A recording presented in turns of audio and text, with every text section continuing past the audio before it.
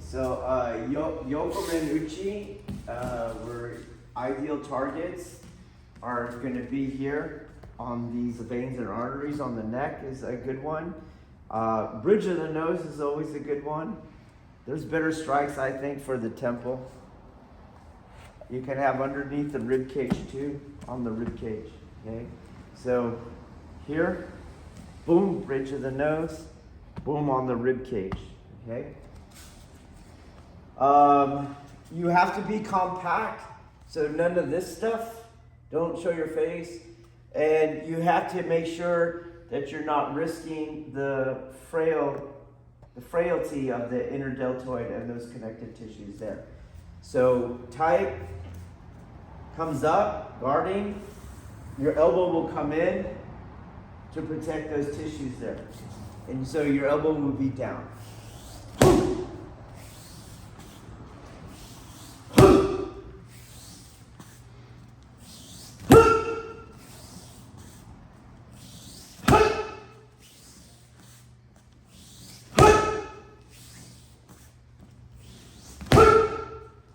All right, let's try.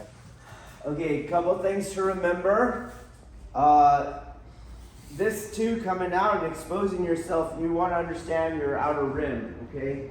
Your elbow can't ever go outside your outer rim. So your outer rim, the lateral borders of your outer rim is your shoulder. Oh, the same thing goes when you strike. You can't strike past your shoulder. You guys see that? And then remember your force engines. So your force engines are not going to be you coming here and doing an external force engine. You're going to have the ground, boom. You're going to feel the resistance of the yang aspect of the bag or the target. That has to go down, pull, and project back out. Okay. You also have your quad, so you're not going to turn your waist, nor not turn at all, and it's just your hand. And then to that, you do have some marriage with gravity. So my heel is up as I'm sliding in, and as it drops, you'll see my center drops too in there. Okay, so you combine all that again, boom. Pop. No. No. No. Okay?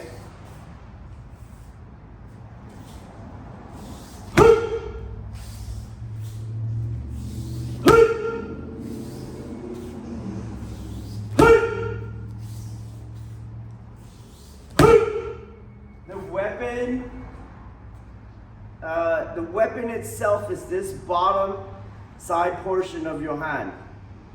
Do not hit with this upper side portion.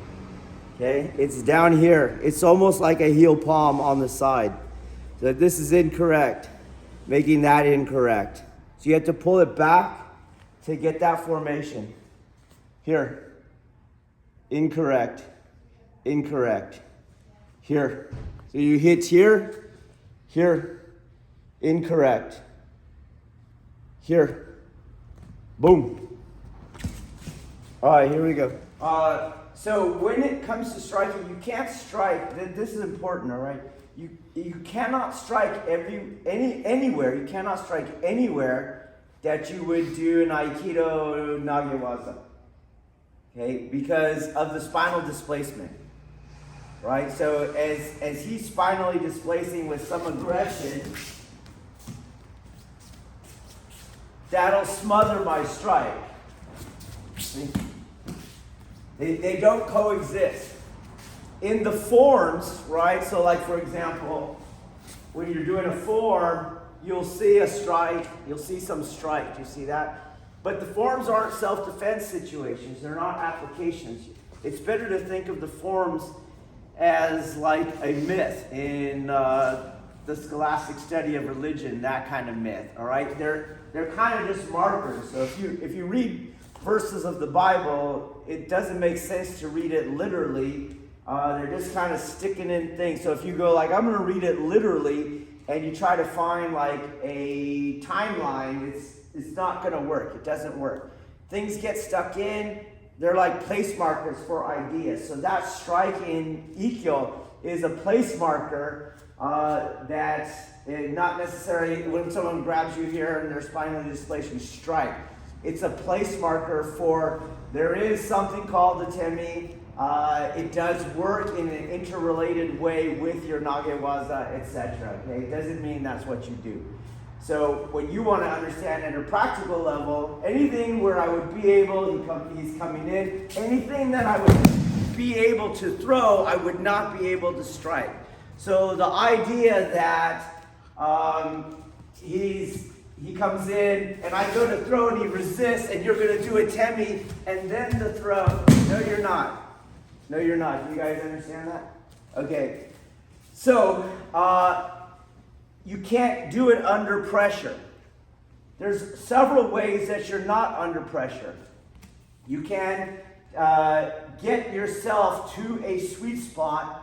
So let's say he's doing that same thing, but he felt he was like half-assing it, kind of half-ass it. You get it? So he comes in, I move, boom, and then I can get that.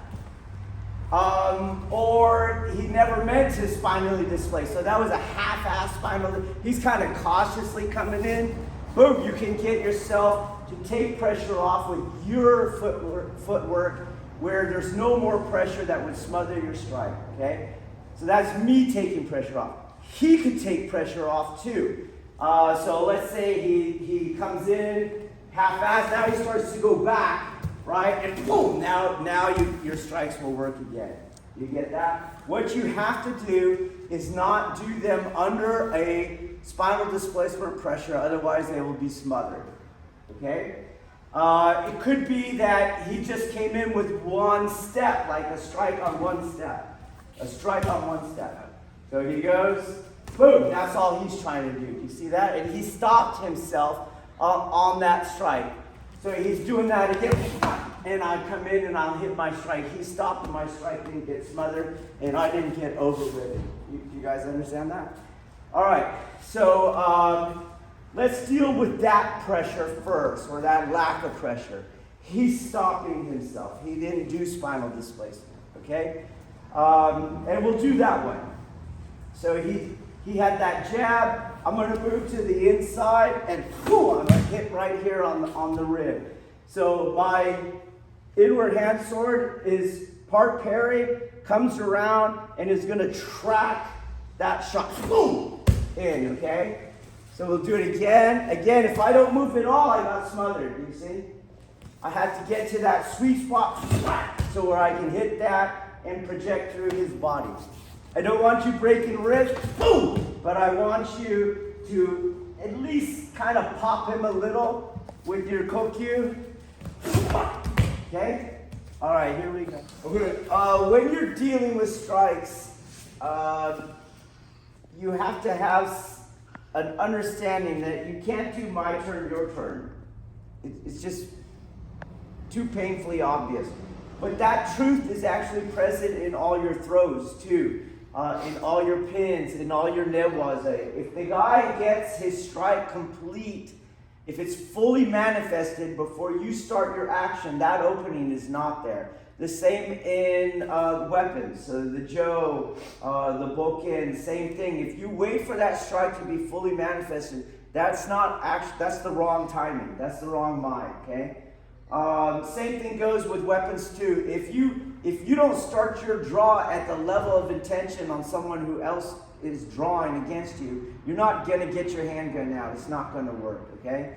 So we'll go slow here so you can see what's happening is I am going to hit him before that thing reaches full extension. I've already started my strike because he's going to pull that jab back. That's what a jab does, and the target's going to close. You see that? So instead of going here and I'm here, and then he just sticks his hand out there like no one else would do in reality, you got to hit him, and as his strike is still going out that way. You see that? So stop training like this. It's it. You're hitting him as he's coming back. And that way, the little residual inertia that he had thinking he was going to hit the target is going to add to your opposing forces at the ribs and to your Koku projection. Okay, that's what you're trying to do. Boom. You're going to go slow and time it. Boom. Boom. Boom. Boom. Okay? Let's try it. But you can't have the hand sticking out there and then you go. Go. So there's something now called anatomical positioning, but it assumes that you have the actual power on your strikes. Okay, so when he's coming in, right, boom, I can move him. Here, that force, boom, as I come in.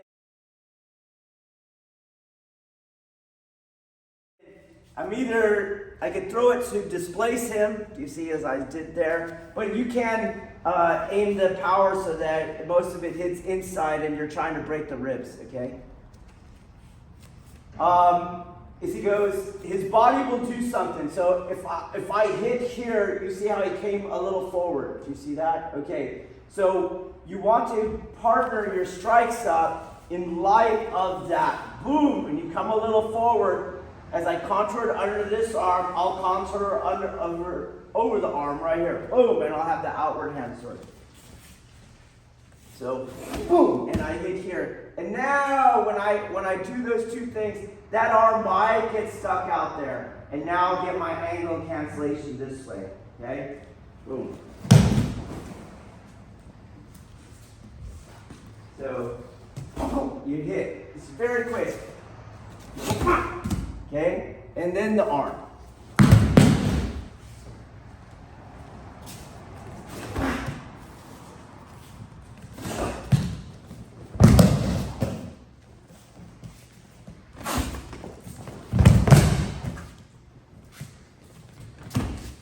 This, you're not trying for katagatame. Leave the elbow and you're working against the joint.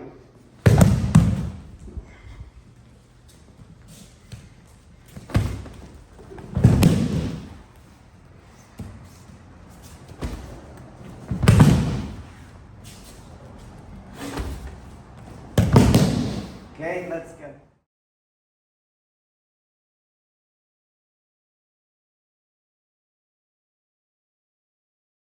So you can do that throw. You can do that throw with katagatame. You can. Okay, your adhesion point just changed, but you can do the throw. But the one I'm working on here is this one. It's on the elbow. Okay. And just note, the ground is going to hurt someone way harder than any of your strikes ever could. Okay.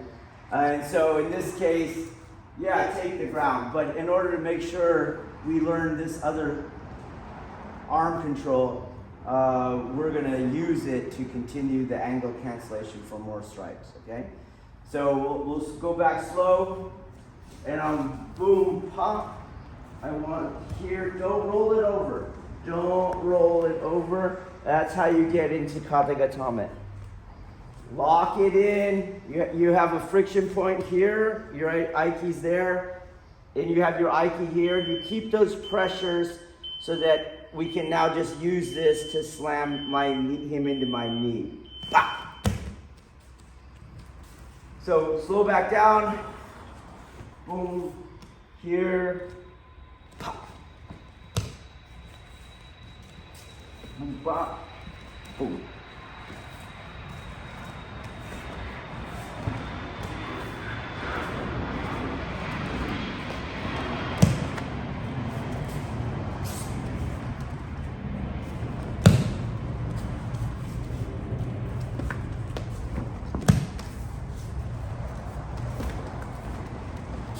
Okay, try it.